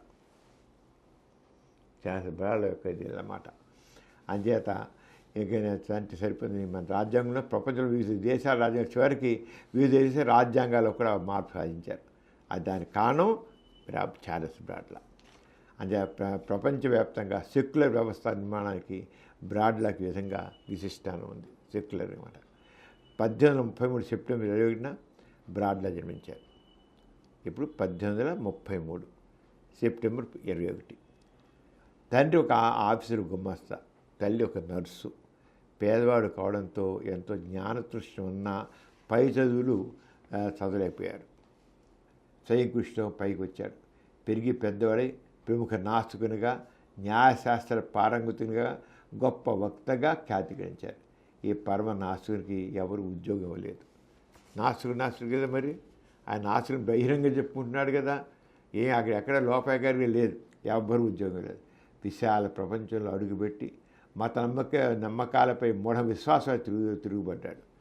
ఉద్యోగం లేకపోయినా సరే తాను ఈ మూఢనమ్మకాలు పనికిరావు, ఈ మౌఢ్యం పనికిరాదని మాత్రం చాలా తిరుగుబాటు చేశాడు. దేవుడు, మత గ్రంథాలు, మహత్యాలు విమర్శించి అనర్గళంగా ఉపన్యసించి నాస్తిక ప్రచారాన్ని దేశవ్యాప్తంగా చేశాడు. అమెరికన్ విప్లవానికి ఎనలేని తోడ్పాటు అందించిన థామస్ పెయిన్ ప్రభావం అతను ఎంతో ఉంది. అమెరికాలో విప్లవం వచ్చింది. ఆ విప్లవం వచ్చిన దాంట్లో దానికి ఆ పెయిన్ ఆద్యుడు అతను కూడా అతని ప్రభావం కూడా చార్లెస్ బ్రాడ్లా మీద ఉంది. సైన్సు, శాస్త్రీయ దృక్పథం, నాస్తిక చైతన్యం పెంచడానికి 1861లో నేషనల్ రిఫార్మర్ పత్రికను ప్రారంభించారు. పేపర్ తీస్తున్నారు. బ్రాడ్లా కృషికి అనిబిసెంట్ కుడి భుజంగా మారింది. అనిబిసెంట్ ఈయన చేసిన ఆవిడేమో చాలా మార్పుభావాలు కలిగి కనుక ఈ చార్లెస్ బ్రాడ్లాకి కుడి భుజంగా ఉంది. తర్వాత బ్రాడ్లా పోరాడడానికి ఇంగ్లాండ్లో ప్రముఖ శాస్త్రవేత్త అందరూ అండదండలు నిర్మించారు. మొట్టమొదట పార్లమెంట్లో వ్యతిరేకించిన తర్వాత నిదానంగా పబ్లిక్లో బాగా ఇతనికి ఉండబట్టి పబ్లిక్లో ఉండబట్టే ఆయన 3 సార్లు నెగ్గింది. 2 సార్లు ఆయన చేసినా వెనక్కి పంపించినా ప్రజలు ఆయన మళ్ళీ పంపించారు కదా. అంటే ప్రజల అండదండలు ఉన్నాయి. ఈ ఊరికి ప్రభుత్వం అలా ఉంది అంతే. అంటే ప్రజల్లో చైతన్యం వస్తే ఈ ప్రభుత్వాలు ఏం చేయలేవు, తప్పున ఉలుంగి తీరాల్సిందే. అంచేత భారత స్వాతంత్ర ఉద్యమానికి, తర్వాత ఇటలీలో గారిబాల్డి కృషికి, పోలాండ్లో జాతీయ భావ స్ఫూర్తికి, సోషలిస్ట్ సెక్యులర్ భావాల వ్యాప్తికి బ్రాడ్లా అండగా నిలిచారు. మన ఇండియాలో స్వాతంత్ర్యం కోసం కూడా చాలా కృషి చేశారు. మనకి ఆయన ఉంది ఇంగ్లాండ్ కదా, అప్పుడు తెల్లవాళ్ళు కదా మన బ్రిటిష్ వాళ్ళకి మనం పాలించింది. అక్కడ భారతదేశానికి స్వాతంత్ర్యం ఇచ్చి తీరాలని గట్టిగా వాదించాడు. అక్కడ పార్లమెంట్లో భారతదేశానికి స్వాతంత్ర్యం ఇవ్వాలని గట్టిగా మాట్లాడిన వ్యక్తి అన్నమాట. అంచేత మాసవర ప్రసంగం బ్రిటిష్ పార్లమెంట్లో భారత స్వాతంత్ర్యానికి అండగా నిలిచి రిప్రజెంటేటివ్ ఫర్ ఇండియా అని ఖ్యాతి పొందారు. ఆయన ఇండియాతో మాట్లాడేవాడు కదా అంతాను, ఇండియాకి స్వాతంత్ర్యం ఇవ్వాలి, ఇండియాకి స్వాతంత్ర్యం ఇవ్వాలి అని గట్టివాడి చివరికి భారతదేశానికి ప్రతినిధి అని పేరు పడిపోయాడు. ఇంగ్లాండ్లో ఈయన భారతదేశ ప్రతినిధి అని పేరు పడ్డాడు. అంటే ఎంత భారతదేశం కోసం ఎంత కృషి చేశాడు చూడు. తాను ఎందుకైనా నార్త్ యాంప్టన్ నియోజకవర్గంలో బ్రాడ్లా విగ్రహం కింద ఆ దిమ్మపై చార్లెస్ బ్రాడ్లా భారతదేశ ప్రతినిధి చెప్పడం మన దగ్గర కింద రాశారు. ఆయన విగ్రహం కింద చార్లెస్ బ్రాడ్లా భారతదేశ ప్రతినిధి అని పేరు రాశారు. అంటే ఆయన భారతదేశానికి ఎంత చేశారో, అందుకని భారతదేశంలో ఆయన పేరు కూడా చాలా పాపులర్. చార్లెస్ బ్రాడ్లా అంటే అందరికి తెలుసు. 1855లో పేదలు అధికంగా ఉన్న నార్త్ యాంప్టన్కి వెళ్ళి 1863, 1874 ఎన్నికల్లో పోటీ చేసి ఓడిపోయారు. తర్వాత మళ్ళీ పోయారు అనమాట. 1880 బ్రాడ్లా పార్లమెంట్ అక్కడి నుంచే గెలిచారు. మళ్ళీను నాసుడు పార్లమెంట్కి అడుగు పెట్టడానికి వీలు లేదని మతస్థులు అడ్డుపడ్డారు. పార్లమెంట్కి రానివ్వకుండా పోలీసులు అరెస్ట్ చేశారు. నెక్కినా సరే పోలీసులు అరెస్ట్ చేశారు చూడు. ఎందుకని ఈ మత పెద్దలు వాళ్ళ ప్రభావం ఎక్కువైపోయింది. దేవునిపైన ప్రతిజ్ఞ ఎందుకు చేయాలి అన్న ప్రశ్న చర్చించమైంది. దేవుని ప్రతిజ్ఞ చేయాలి, ఎందుకు చేయాలో కూడా చెబుతాడు. అసలు దేవుని మీద ప్రమాణం చేయాలి అనే చట్టాన్ని రద్దు చేయాలని పార్లమెంట్ బిల్లు కూడా ప్రవేశపెట్టడం జరిగింది. ఇక దేవుని మీదే ప్రమాణం చేయాలి, అంతేగాని నేను నాకు సత్యసాక్షి కానీ నాకు వీలు లేదు అంతే మళ్ళీ పూర్వకాలం చేసిన దాన్ని మార్చేయాలని కూడా ఈ పోప్ సంబంధించిన వాళ్ళు ఉంటారు కదా, క్రిస్టియన్స్ మత గురువులు, వాళ్ళందరూ కూడా మళ్ళీ తిరుగుబాటు చేశారు. చట్టం చేయాలి. ఆ పార్లమెంట్ బిల్లు కూడా ప్రవేశపెట్టడం జరిగింది. నాస్తికులు ఎవరు పార్లమెంట్ రావడానికి వీల్లేదని మతస్థులు చేసిన ప్రయత్నాలు కూడా పార్లమెంట్ తిరస్కరించి చివరికి పార్లమెంట్ తిరస్కరించిన వాళ్ళ మతస్థుల ప్రయత్నాలు కూడా తిరస్కరించారు. అంటే ఒక మార్పు చేస్తుంటే వెంటనే రియాక్షనరీ ఫోర్సెస్ ఎలా ఉంటాయి. చార్లెస్ బ్రాడ్లా ఒక పక్క నాస్తిక భావాన్ని చేశాడు, మత మోక్షాన్ని పోగొట్టడం చేశాడు, మూఢనమ్మకాలు తొలగించడానికి కృషి చేశాడు. దాని రెండింటిని తిరస్కరిస్తూ చైతన్యం తీసుకొస్తే ఈ మత పెద్దలందరూ కూడా చేశారు. అసలు నాస్తికులు పార్లమెంట్లో అడుగు పెట్టడానికి వీలు లేదు చేయని కృషి. కానీ పార్లమెంట్ వరకు తిరస్కరించింది వాళ్ళ మాటల్ని. మూడోసారి కూడా బ్రాడ్లా పార్లమెంట్కి ఎందుకు అయ్యేసరికి సెక్యులర్ పద్ధతిలో నేను సత్యమే చెబుతాను విధానాన్ని ఆమోదిస్తూ పార్లమెంట్ చట్టం జరిగింది. ఇది బ్రాడ్లా ఘన విజయం. బ్రాడ్లా ఎన్నో రంగాల్లో కృషి చేశాడు. Humanity gains from unbelief. Humanity gains from unbelief అంటే మతరహిత సమాజం సమానత్వ పురోగమనానికి పునాది అని నాస్తికుడైన బ్రాడ్లా రాసిన పుస్తకం ప్రపంచ ప్రఖ్యాతమైంది. 1897లో బ్రాడ్లా హఠాత్తుగా మరణించారు. ఇంగ్లాండ్లో అభ్యుదయ భావాలకు నాస్తికత్వానికి మారుపేరుగా బ్రాడ్లాని ఇచ్చారు. అంటే ఈ రకంగా నాస్తికత్వం కోసం, సమానత్వం కోసం, మానవత్వం కోసం నాస్తికుడు ఎంత కృషి చేశాడు. అలాగే బ్రాడ్లా అనేవాడు చేసిన వ్యక్తి అందరికీ స్ఫూర్తి అని చెప్పి ప్రతి ఒక్కరు కూడా ఇలాంటి వాళ్ళ యొక్క జీవితాలు తెలుసుకొని వాళ్ళ కృషిని తెలుసుకొని చైతన్యంతో కావాలని కోరుతున్నాను. డాక్టర్ గారు, కార్తీక మాసం ఎంతో పవిత్రమైనదని, ఈ మాసంలో పూజలు చేస్తే తమ కోరికలు తప్పక నెరవేరుతాయని ప్రజలు నమ్ముతారు కదా, ఈ విషయం గురించి మీరేమంటారు? ఇదంతా వట్టి ట్రాష్ అమ్మా. అసలు దాంట్లో ఎటువంటి నిజం లేదు. ఇది పెద్ద మూఢనమ్మకం. మతం మనిషిని ఆలోచింప చేయకుండా మూర్ఖంగా మూఢంగా ఉంచుతుంది. అలా అన్నట్లు కార్తీక మాసం పూజలు, ఈ కార్తీక మాసంలో చేసేదాని గురించి ఎంత అసలు అర్థం పర్థం లేని భావాలు ప్రచారం చేసినట్టే మతం ఎంత అంత కాదు. చూడలేవు. కార్తీక మాసంలో ఇంద్రియ నిగ్రహం కలిగి ఉండి నిత్యం స్నానం మంత్రం జపం చేస్తూ ఉంటే సర్వ పాపాల నుండి విముక్తులు అవుతారట. నిత్యం ఇంద్రియ నిగ్రహం కలిగి ఉండాలంటే ఇంకా వాళ్ళు ఇక ఏ రంగా నోటికి కానీ అన్ని రకాల ఇంద్రియాల నిగ్రహం, చివరికి సెక్స్ కూడా పాల్గొనకుండా ఉండాలన్నమాట. ఎందుకండి స్నానం చేయడం మంత్రం జపం చేస్తుంటే సర్వపాపాల నుండి విముక్తులు అవుతారట. ఆ మాసంలో తులసి ఆకులతో దేవుని పూజించాలట. మామూలుగా అయితే పూజ చేయాలి, తులసి ఆకులతో దేవుని పూజించాలట. ఉసిరిక చెట్టు నీడలో పిండ ప్రదానం చేయాలట. మరి చనిపోయిన వాళ్ళకి ఉంటారు కదా, వాళ్ళ ఆత్మలు ఎక్కడో అశాంతితో తల్లడిల్లుతూ ఉంటాయి అని వాళ్ళకి పిండ ప్రదానం చేయాలట. తర్వాత ఇక ఉసిరిక పిండంతో పాటు మాలను ధరించేట్లయితే విష్ణుమూర్తి ప్రసన్నం అవుతాడట. విష్ణుమూర్తి విష్ణుమూర్తిని ప్రసన్నం చేయడానికి చేయాలి. కార్తీక మాసంలో స్తంభం పాతి దానికి ఒక పాతను వేలాడదీసి అందులో 8 దిక్కులు కనిపించేటట్టు అంటే 8 కన్నాలు పెట్టాలన్నమాట. అందులో 8 దిక్కులు కనిపించేట్లు దీపం పెట్టాలట. ఒక్కొక్క కొండ తీసుకోవాలి, దాని కన్నాలు 8 కన్నాలు పెట్టాలి, దాంట్లో దీపం పెడితే 8 దిక్కులు కనబడాలట. అలా చేయడం వల్ల సమస్త దేవతకి వందనం చేసిన ఫలం దక్కుతుందట. ఎంత ఆస్తికత్వం, ఎన్ని రకాలుగా చేసి మనుషుల్ని మూర్ఖులుగా తయారు చేసిన అర్థం అవుతుంది. ఏమీ లేదు, అన్ని మాసాలు ఒకటే. కార్తీక మాసం ఒకటే, చైత్ర మాసం అయితే ఇంకో మాసం ఒకటే. అన్ని మాసాలు ఒకటే, ఒకటి ఎక్కువ ఒకటి తక్కువ కాదు. మనం వాటిన్నిటికి ఒక ప్రత్యేకత ఆపాదిస్తున్నాం, అంతకనికి ఏం లేదు. అన్ని మాసాలు ఒకటే, కాలాన్ని విభజిస్తూ వివిధ మాసాలకి వేరు వేరు పేర్లు పెట్టారంతే. అంతేగాని కార్తీక మాసం ప్రత్యేకత ఏమీ లేదు. ఆ మాసంలో నిత్య స్నాన మంత్రం చేయడం వల్ల ఒగేది ఏమీ లేదు. ఉసిరికి చెట్టు నీడలో పిండ ప్రదానం చేసినా, విందు ఆరగించినా ఒరిగేది ఏమీ లేదు. చివరికి ఉసిరిక చెట్టుకి ప్రత్యేక ఆపాదించడం, ఉసిరి చెట్టు గొప్పది, దానివల్ల ఆపాదించడం, అందులోని కార్తీక మాసంలో మరింత ప్రత్యేకత ఆపాదించడం అర్థరహితం. అమ్మా, దేవతలు దేవుళ్ళు అన్నీ కూడా కల్పితాలే కదా. మానవ అజ్ఞానం నుంచి వచ్చిన కల్పనలు ఇవన్నీ.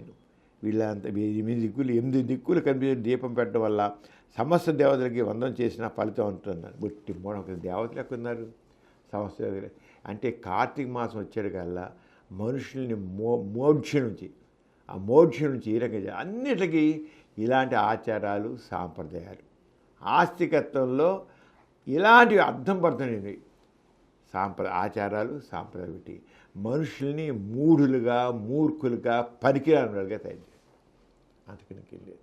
దీంట్లో కార్తీక మాసం ఒకటే, ఇంకో మాసం అయినా ఒకటే. దానివల్ల ఏ మాసం తేడా, అన్ని మాసాలు ఒకటే. ఈ ఉసిరి చెట్టు, ఉసిరి పూజలు ఇవన్నీ అర్థం లేదు. ఎథీస్ట్ బులెటిన్లో చిన్న విరామం.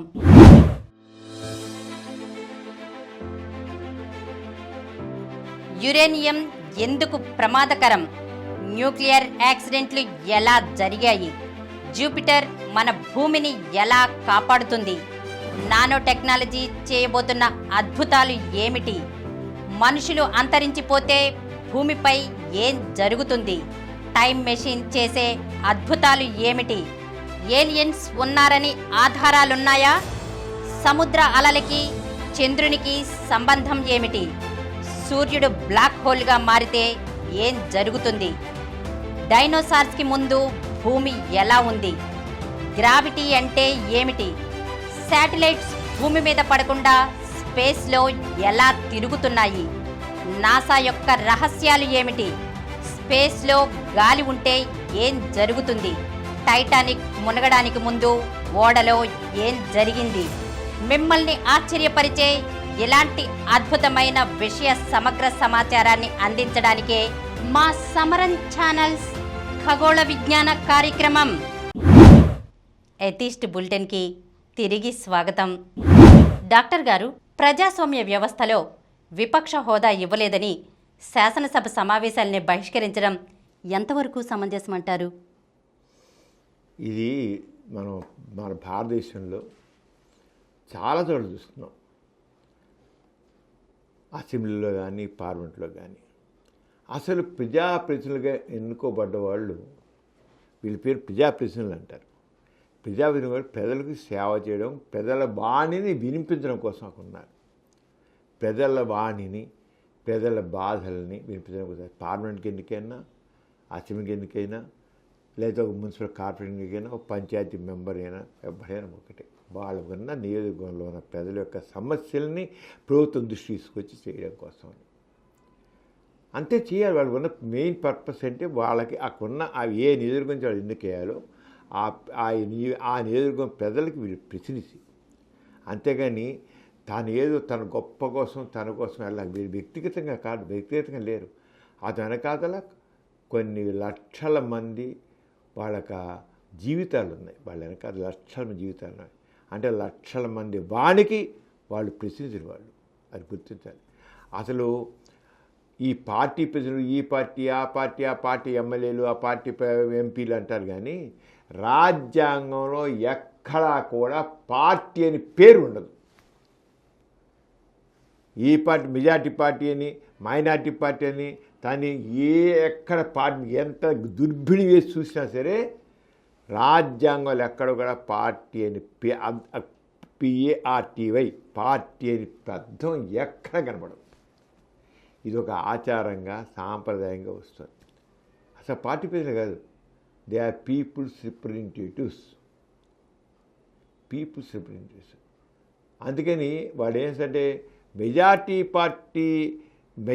పార్టీ యొక్క నాయకుడిని ఎన్నుకుంటారు అనేది లేదు. మెజార్టీ సభ్యులు పార్లమెంట్లో పీఎంని ఎన్నుకుంటారు. మెజార్టీ పార్టీ సమాన్నే కాకుండా పార్లమెంట్ సభ్యులందరూ కలిసి పీఎం ఎన్నుకుంటారు, ప్రధానమంత్రి. అలాగే మెజార్టీ అందరూ కలిసి సీఎం మెజార్టీ పార్టీ కాదు, ఎవరికైతే ఎక్కువ ఓట్లు వేస్తారో వాడు సీఎం అవుతాడు, ఎవడు ఎక్కువ ఓట్లు వేస్తారో పీఎం అవుతాడు. సభ్యులందరూ కలిసి చేయవలసింది. కానీ ఇక్కడ మెజార్టీ పార్టీ వాళ్ళ నాయకులు చేస్తున్నారు. ఇది మొత్తం రాజ్యాంగానికే విరుద్ధం. ఇది 75 సంవత్సరాల నుంచి భారతదేశంలో ఈ రకమైన తప్పు జరిగిపోతుంది. రాజ్యాంగ విరుద్ధంగా జరుగుతుంది వ్యవహారం అంతా కూడా. ఒక ఆచారంగా ఒక సాంప్రదాయంగా సాగుతుంది. కానీ రాజ్యాంగంలో ఎక్కడ కూడా మెజార్టీ పార్టీ ప్రతినిధి నాయకుడు ప్రధానమంత్రి అవుతాడని కానీ చంద్రలైతే ముఖ్యమంత్రి అవుతాడని కానీ ఎక్కడా లేదు. అలాగే తక్కిన మెంబర్స్ అందరూ కూడా పార్టీ మెంబర్స్ అని కాదు, they representatives of the peoples. అసలు ప్రజాస్వామ్యం కంటే ప్రజల చేత, ప్రజల కొరకు, ప్రజల పాలన. కానీ ఎంత ఘోరంగా ఉంటుంది ఇక్కడ. పార్టీలు, ముఠాలు. ఈ ముఠాది పార్టీ స్వామ్యమా, ముఠా స్వామ్యమా, వ్యక్తి స్వామ్యం అన్నట్లు అనిపిస్తుంది ఈ డెమోక్రసీ. అందుకని ఈ ప్రజాస్వామ్యం నిజమైన ప్రజాస్వామ్యం కాదు. ఇది జరుగుతుందంతా రాజ్యాంగ విరుద్ధంగా జరుగుతుంది. మన భారతదేశంలో రాజ్యాంగ విరుద్ధంగానే జరుగుతుంది. దీనికి ప్రజల్లో చైతన్యం కాదు. అందుకని ఓటర్స్ ఎడ్యుకేట్ అవ్వాలి. ప్రజలు ఎప్పుడైతే ఎడ్యుకేట్ అవ్వదో సరైన పాలన వస్తుంది. సరైన పాలన లేదు మనకి. లేకపోతే మన అసెంబ్లీలో గత ముఖ్యమంత్రి గారికి ప్రతిపక్ష హోదా రాలేదు. ఆయనకి రావాల్సిన మంది వాళ్ళ పార్టీ వాళ్ళు ఎగ్గలే కనుక ప్రతిపక్ష మామూలుగా ఇంతమంది వస్తే అది కూడా మరి ఖచ్చితంగా రాజ్యాంగం లేదు, రాసలేదు. అంచేత ఏమన్నారన్నా, ఇంత మామూలుగా అయితే ఇంతమంది వస్తేనే నువ్వు విపక్ష నాయకుడిగా గుర్తింపు అన్నారు. రాలేదు కనుక నీకు గుర్తింపు లేదు అన్నారు. ఈయనేమంటున్నాడు, నేను విపక్ష నాయకుని కదా, మెజార్టీ అధికారంలో పార్టీ తర్వాత ఎక్కువ మంది ఉన్నవాళ్ళు నేనే కదా అని విపక్ష నాయకుడిగా నాకు గుర్తింపు ఇవ్వాలి, విపక్ష నాయకుడిగా నాకు గుర్తింపు ఇవ్వాలి, ఆ ప్రివిలేజ్ నాకు ఇవ్వాలి అని ఈయన అంటున్నాడు. అది ఇస్తే కానీ నేను అసెంబ్లీ రానంటున్నాడు. ఇకేంటి వ్యక్తిగతమైన పక్షం. అంతేమన్నాడు, నేను రాను అంటున్నాడు. అలాగే వీడు కూడా వెళ్ళొద్దు అని అంటాడు. మీరు వెళ్ళొద్దు. ఎవరు దేని అంటే అధికార పక్షం మీద ఉన్న కక్ష ఎవరు చూపిస్తున్నాడు? ప్రజలు మీద చూపిస్తున్నారు. తనను ఎన్నుకున్న ప్రజల వయసుని అక్కడ రిప్రజెంట్ చేయట్లేదు. ఎంత బయట వాగినా లాభం ఏంటి? మీరు బయట వాడిని వినిపించండి, బయట వాడిని వినిపించండి, ప్రభుత్వాన్ని కదిలించండి. ప్రభుత్వం కదిలి నాకు బయట వాడి కాదు. అసెంబ్లీ స్థానంలో అసెంబ్లీలో కూర్చొని మాట్లాడిన దానికే అక్కడ దానికి విలువ. కానీ బయట ఊరికి మీటింగ్లు పెట్టి లేదా పేపర్లో ప్రకటించేది మాత్రాన అది అవదు, అది అధికార ప్రకటన అవదు. అధికారం అనేది ఎప్పుడు వస్తుంది? అసెంబ్లీలో జరగాలి లేదా పార్లమెంట్ జరగాలి. అంతేగాని నాకు విపక్ష హోదా ఇవ్వలే కనుక నేను రాను, విపక్ష పార్టీ హోదా వెళ్ళిన నాయకుడికి హోదా ఇవ్వలే కానీ రానంటే అసలు విపక్ష నాయకుడు ఏంటి? అందరూ పీపుల్స్ రిప్రజెంటేటివ్. ముఖ్యమంత్రి తప్ప ఎవరు పీపుల్స్ రిప్రజెంటేటివ్, ముఖ్యమంత్రి పీపుల్స్ రిప్రజెంటేటివ్. అంటే వీళ్ళు ప్రజాస్వామ్యాన్ని అపహాసం చేస్తున్నారు. ప్రజాస్వామ్యం అపహాసం చేయడం తప్ప ఇంకేం కాదు. అంచేత లేకపోతే ఇంక ఇలాంటి రిజైన్ చేసి వెళ్ళిపోయింది అంతే. మేము రాము, మా ప్రజావాణి వినిపించము, మా నియోజకవర్గ వాళ్ళు మాట్లాడము, లేకపోతే ప్రజలకు వ్యతిరేకమైన వాటిని మేము వ్యతిరేకించడము, బయట ఉండి చేస్తాము, బయట ఉండే కండిషన్ కుదరదు. అసెంబ్లీ లోపల ఉండి అక్కడ ఉండి మీరు మీ యొక్క ఒకవేళ ప్రజా వ్యతిరేకమైన చట్టాలు జరుగుతుంటే మీ వాణి వినిపించండి, గట్టి వ్యతిరేకించండి, అంతే. గట్టిగా వ్యతిరేకించి అక్కడ వ్యతిరేకించండి, బయట కాదు. ఊరికే మీటింగ్లు పెట్టుకుని లేదా పేపర్ ప్రకటించుకుని కాదు. వీళ్ళు ఎన్నుకుని దేనికి? వాళ్ళ ప్రజలుగా పంపించారు. ప్రజా వ్యతిరేకమైన చట్టాలు చేస్తుంటే వ్యతిరేకించండి, లేకపోతే అనుకున్న చట్టాలు ప్రవేశపెట్టండి. మీరు చట్టం ప్రవేశపెట్టండి, బిల్ ప్రవేశపెట్టండి, వాడిని వినిపించండి. అది పాస్ అవుతున్నా పాస్ కాదు, అది వేరే విషయం. మీరు ప్రతి మెంబర్కి అక్కడ ఒక బిల్ ప్రవేశపెట్టడానికి అవకాశం ఉంది, ప్రతి మెంబర్కి ఉంది. వారి ప్రతిపక్షమా పక్షమా అధికార పక్షమా కాదు. ఎందుకు వీళ్ళు అనుకున్నవన్నీ ఎందుకు పెట్టకూడదు? అక్కడ మేము ఈ రకంగా బిల్లులు పెట్టాం, ఈ రకంగా యాక్ట్ కాల్ చెప్పాం, ఈ రకంగా ప్రతిపాదనలు పెట్టాం అని చెప్పొచ్చు. రేపు ఎలక్షన్కి వెళ్ళినప్పుడు మేము ప్రజల కోసం ఈ రకమైన చట్టాలు చేయాలని చట్టాలు ప్రవేశపెట్టించాము, బిల్లు ప్రవేశపెట్టాము, కానీ మాకు మెజార్టీ రాలేదు కనుక మేము వీగిపోయాము చెప్పుకోండి, తప్పే ఉంది. అంచేది మా మెజార్టీ వచ్చేది చేయండి అని అడగండి నెక్స్ట్ వచ్చిన తర్వాత. అంతేగా మేము రాము, మాకు ఆ హోదా ఇస్తే రాము. ఇక హోదాలా? They're all are representative of people. ప్రజల ప్రతినిధులు, వాళ్ళు ప్రజల ప్రతినిధులు. అంచేత నేను రావంటే మీకు అంత ఇదిగా అంత మరీ ప్రెస్టేజ్లు పోయి అర్థం పడుతుంది. ప్రెస్టేజ్ ఆ ప్రెస్టేజ్లకి అర్థం లేదు. యాక్చువల్ చెప్పాలంటే ఇది ప్రజా వ్యతిరేక ధోరణి. ప్రజాస్వామ్యంలో ప్రజా వ్యతిరేక ధోరణి. ప్రజల ప్రతినిధులకు ఎన్నికయ్యి ప్రజల యొక్క వాణిని వినిపించకుండా మాకు ఆ గౌరవం ఇవ్వాలి, ఈ గౌరవం ఇవ్వాలి, వ్యక్తిగతంగా వాళ్ళ గౌరవాల గురించి అడుగుతూ ఉంటే అక్కడ గౌరవాలు కాదండి, ప్రజలతో మాట్లాడాలండి. వాడికి వాళ్ళ గౌరవం ఏంటి అసలు? అక్కడ అర్థం లేకుండా వాళ్ళ గౌరవం ఏంటి? వ్యక్తిగత గౌరవాలు కాదు, ప్రజలు వహిస్తూ వినిపించాలి, ప్రజలతో మాట్లాడాలి. ప్రజలకు చట్టాలు పెట్టండి, బిల్లులు పెట్టండి. ఎందుకు పెట్టరు? పైగా మాకు అవమానం విమానం మాకు ఇవ్వడం మరి చేయాలంటారా? అంచేత ప్రజాస్వామ్యంలో అసలు పార్టీలకు రాజ్యాంగ రీత్యా ఏ రకం కూడా లేదు. ఒకటి. రెండోది, ఒకసారి వాళ్ళకి లేకపోయినా సరే ఒక ప్రజలకు ఎన్నికైన తర్వాత వాళ్ళ వాణిని వినిపించడానికి 100% అసెంబ్లీ వేదికైనా పార్లమెంట్ వేదికైనా అవకాశం ఉంది. ప్రతి ప్రజలకి ఒక రకమైన బిల్లులు ప్రవేశపెట్టడానికి కూడా అధికారం ఉంది. ఈ బిల్లు కావాలి, ఈ రకంగా ప్రజల కోసం బిల్లు కావాలి పెట్టండి. నిజంగా వీళ్ళు ప్రజాప్రతినిధులు అయితే, ప్రజల సంక్షేమం కోసం పనిచేసేవాళ్ళు అయితే, ప్రజల వాయిస్ వినిపించాలనుకున్నట్లయితే పెట్టండి, బిల్లు పెట్టండి. చెప్పండి బయటకు వచ్చి, మీ సంక్షేమం కోసం మేము బిల్లు పెడితే తూసి పక్కన పారిస్తారు. చెప్పండి బయటకు వచ్చి, చెప్పొచ్చుగా. ఏది చెప్పరు? నాకు గుర్తింపు లేదు, నాకు గుర్తింపు లేదు. అక్కడ వీళ్ళ గుర్తింపుల కోసం పంపించామాను కాదు. అంచేత ఇప్పటికైనా సరే ఆంధ్రప్రదేశ్ అసెంబ్లీలో ఉన్న విపక్ష నాయకులు వాళ్ళ ధోరణి మార్చుకోవాలి, అక్కడే ఉండాలి. అక్కడ అసలు వాకౌట్లు కూడా పనికిరావు. వాకౌట్లు ఏంటండి? ఎందుకు వాకౌట్ చేయాలి? చెప్పండి బాయ్సేనికి మీ ఒకటికి నాసారి మాట్లాడండి, గట్టిగా చెప్పండి. అవ్వకపోతే ఊరుకోండి, అంతే. వాకౌట్ దేనికి? మీరు చెప్పారుగా గట్టిగా విరుద్ధం అపోజ్ చేస్తాం గట్టిగా చెప్పారు కదా, అది రికార్డ్ అవుతుంది కదా. వాకౌట్ దేనికి అంటే మీ ప్రజల వాయిస్ అక్కడ రిపన్ చేయకుండా బయటకు పోతున్నారన్నమాట. తక్కువ టైం అయితే బయటకు పోతారు, రోజంతా బయటకు పోతున్నారన్నమాట. వాకౌట్ తప్పు. ఎందుకు వాకౌట్ చేయాలి? చెప్పండి మీ అసమ్మతి. మేము ఈ తప్పు మేము ఒప్పుకోవడం లేదు, రికార్డ్ చేయండి. చాలా అయిపోయింది. తక్కిన విషయాల మీద మాట్లాడండి.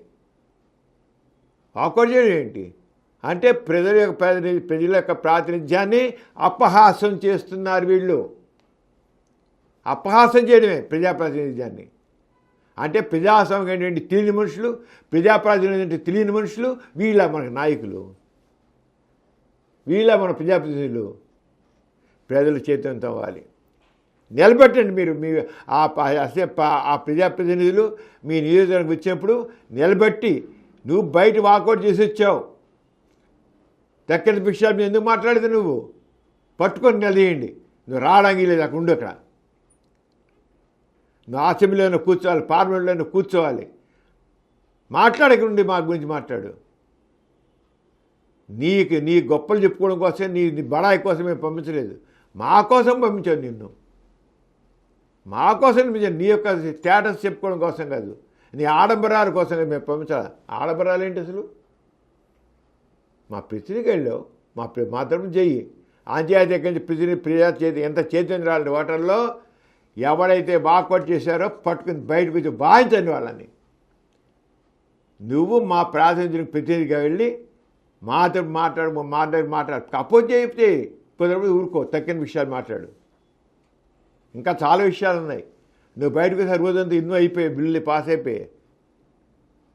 నువ్వు లేకపోతే ఎన్నో బిల్లు పాస్ అయిపోయాయి. అక్కడ ఎందుకు అపోజ్ చేయలేదు ఆ బిల్లులన్నింటినీ?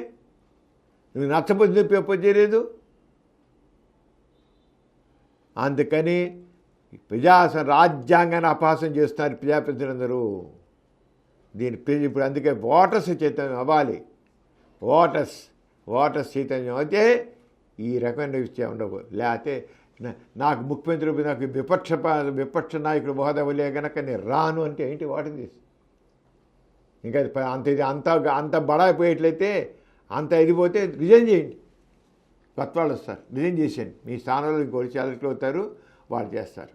మీకు చేత కాకపోతే, ప్రజాప్రాజ్యం చేత కాకపోతే, మీ యొక్క ప్రెస్టేజ్లే మీకు అనుకుంటే అర్థం పడిన ప్రెస్టేజ్లు పోతుంటే రిజైన్ చేయండి. ఇంకోటి వచ్చి ప్రజాప్రాజ్యం వహిస్తారు. వాళ్ళు సరే ఈ మాట మాత్రం ప్రజలు మాత్రం ఊరుకోరు. ప్రజలు చేతులు ఇవ్వాలి. చెబుతున్నాం కదా, ఎవరైనా వాకౌట్లు చేసి తిరిగి వచ్చినా లేదా అసెంబ్లీ వెళ్ళిపోయినా పార్లమెంట్కి వెళ్ళిపోయినా నిలదీయండి. మీ నియోజకవర్గాల ప్రజలు ఓటర్స్ నిలదీయండి. నువ్వు ఆ ప్రెసిడెంట్గా కూర్చొని మాట్లాడు, బయట రావడానికి లేదు. అదంతా ఎంత ప్రజాసనం ఇది. అక్కడ ఖర్చు అంతా ఎవరిది? మనది, మన ప్రజలు, మన కడుతున్న ట్యాక్సులు అక్కడ వెళ్తున్నాయి. కొన్ని లక్షల కోట్ల రూపాయలు ఖర్చు అవుతుంది.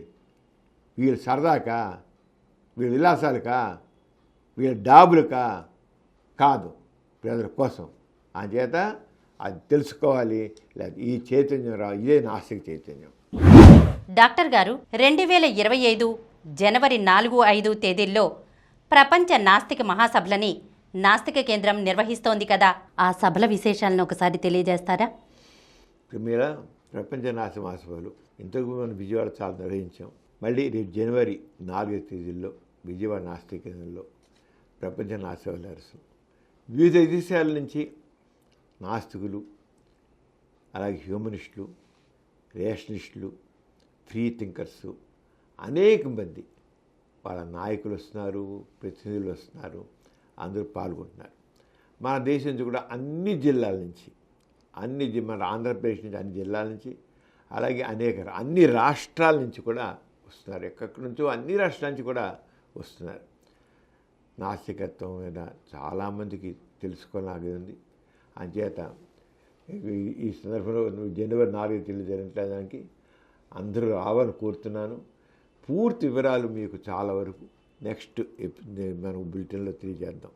ఎట్లయినా మీరు ఎథీస్ బులెటిన్ చూస్తున్నారు, ఎథీస్ బులెటిన్ అలాగే ఎథీస్ సెంటర్ ఛానల్లో దీనికి సంబంధించిన వివరాలను ఎప్పటికీ మీకు పెడుతుంటాం. చూడండి, ఎథీస్ సెంటర్ ఛానల్ ఉంది కదా, ఆ ఛానల్లో చూస్తే మన రెగ్యులర్గా మీకు దానికి సంబంధించినటువంటి సమాచారం, ఈ కాన్ఫరెన్స్ సమాచారం ఎప్పటి కూడా పెడుతుంటాం. ఆ ఛానల్ చూడండి. మన బులెటిన్ ప్రతి 15 రోజులకు వస్తాం కదా, బులెటిన్లో కూడా చెప్తాం. కానీ తరచుగా మీకు చూసేది ఉంది కనుక ఇచ్చిసెంట్ ఛానల్లో మీరు దాని వివరాలు చూడండి. మీరు అందరూ రండి అని కోరుతాం. ఫ్యామిలీస్తో రండి, ఒక్కళ్ళు కాదు, ఫ్యామిలీస్తో రండి. నాస్తికత్వం ఒక జీవిత విధానం. ఆ జీవిత విధానం మొత్తం ఫ్యామిలీగా అందరికీ అర్థం కావాలి. మీ భార్య పిల్లలు అందరితో కలిసి భార్య పిల్లలు లేదా భార్య భర్తలు ఇద్దరును పిల్లలు అందరూ రండి. వచ్చి అందరూ కూడా ఈ కార్యక్రమం పాల్గొనాలని చూస్తాం. చాలా విషయాన్ని 2 రోజులు 4-5 తేదీలు పాల్గొనకపోతాం. నెక్స్ట్ బులెటిన్లో చాలా వివరాలు మీకు తెలియజేస్తాం. డాక్టర్ గారు, త్వరలో నాస్తిక కేంద్రంలో గోరా టెక్నో హబ్ ప్రారంభం కాబోతోంది కదా, ఆ విశేషాలను ఒకసారి తెలియజేస్తారా? ప్రిమేల, అసలు ఈ పాటికి మనం ప్రారంభం కావాల్సింది. కొద్దిగా టెక్నికల్ డిఫెక్ట్స్ రాబట్టి మనం కొంచెం చేరిపోయాము. మనకి దీంట్లో గోరా టెక్నో హబ్ ప్రధానం ఏంటంటే యూత్ని ఇగ్నైట్ చేయడం, ఇన్స్పైర్ చేయడం, ఇన్నోవేషన్కి వాళ్ళని మోటివేట్ చేయడం. అంచేత ఇగ్నైట్, ఇన్స్పైర్, ఇన్నోవేట్ అనే మోటోతో మనం గోరా టెక్నో హబ్ మనం చేస్తాం. మన నాస్తిక కేంద్రంలో గోరా సైన్స్ సెంటర్ మొదలు ఎప్పటి నుంచో ఉంది. 60 సంవత్సరాల నుంచి పైగా ఉంది నాస్తిక కేంద్రంలో. మనకి దాని సైన్స్ ఎగ్జిబిషన్ ఉన్నాయి. కానీ గోరా టెక్నోహబ్కు యూనిక్గా ఏదంటే నేచర్ ఏంటంటే ఫ్యూచర్లో సైన్స్ అండ్ టెక్నాలజీ ఎలా ఉంటుంది అది చెప్పి ఇన్స్పైర్ చేయడం కోసం దాదాపు 300-400 ఇయర్స్ ఎహెడ్ ఎలా ఉంటుంది అనేది. ఇప్పుడు మనకు ఏఏ అంటున్నాం, ఆర్టిఫిషియల్ ఇంటెలిజెన్స్ అంటున్నాం, ఏజీ అంటున్నాం, ఆర్టిఫిషియల్ జనరల్ ఇంటెలిజెన్స్ అంటున్నాం, అలాగే క్వాంటమ్ టెస్ట్ ట్యూబ్ బేబీ అంటున్నాం.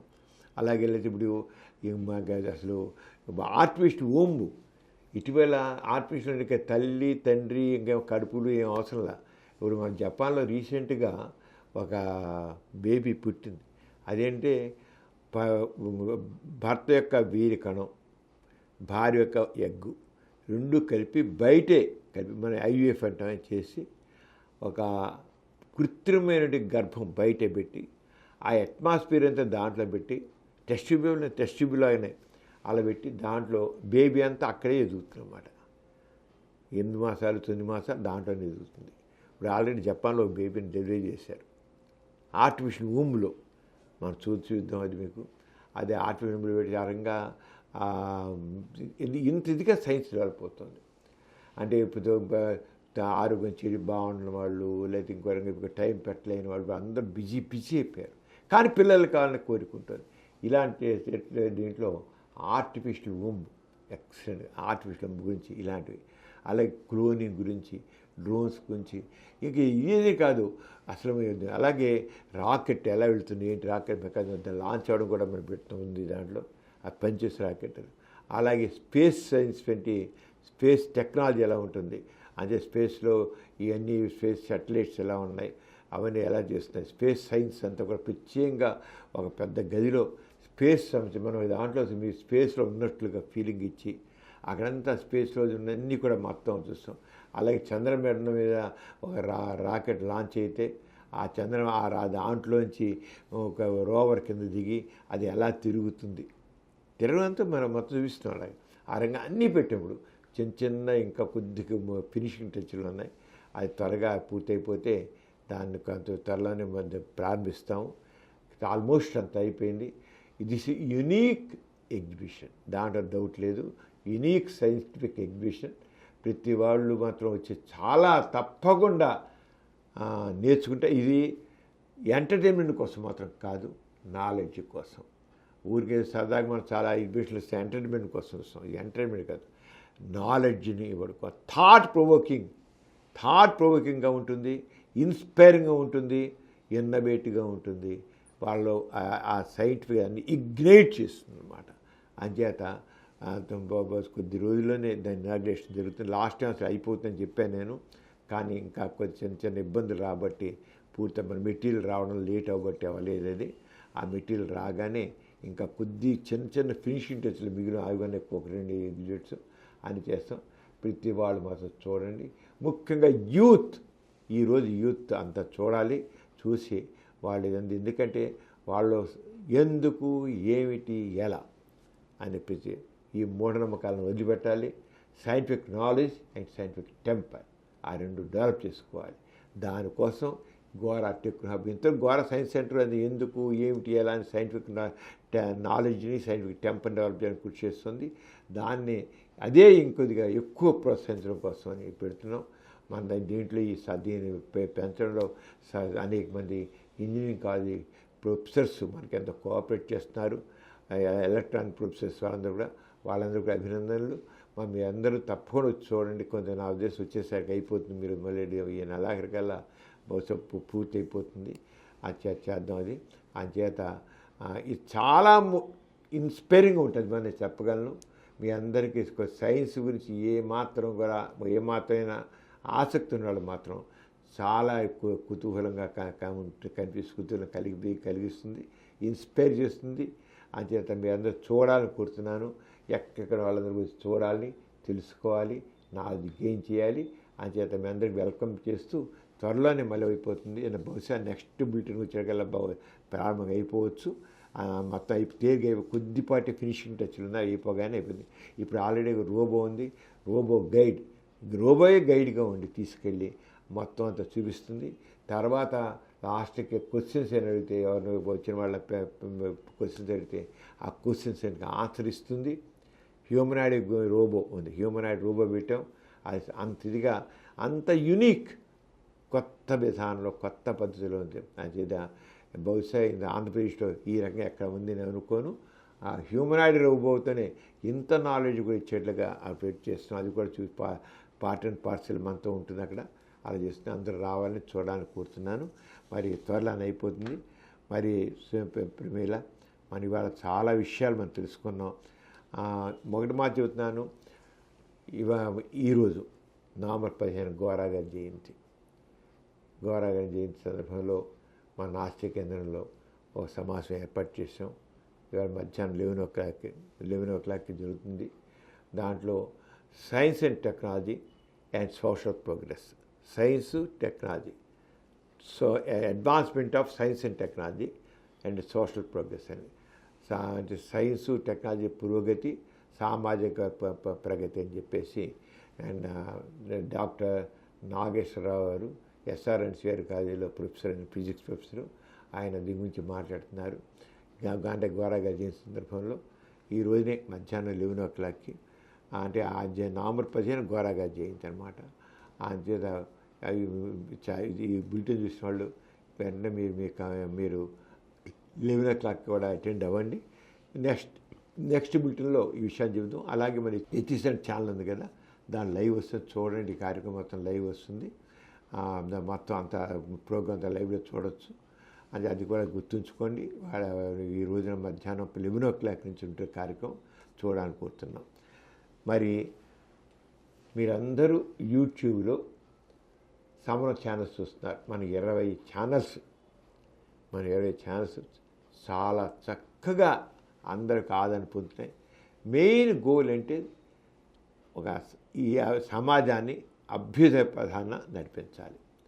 ఈ సమాజంలో ఉన్న అందరికీ, చిన్నారుల నుంచి పెద్దవాళ్ళ వరకు అందరికీ ఒక రకమైన సోషల్ కాన్షియస్ వాళ్ళు డెవలప్ చేయాలని, సామాజిక బాధ్యత దాని గురించి చేయాలని, సామాజిక ఉన్నతి కోసం అందరూ కృషి చేయాలని, దాని గురించి మంచి అభ్యుదయం వైపు ప్రతి వాళ్ళు పయనించాలి.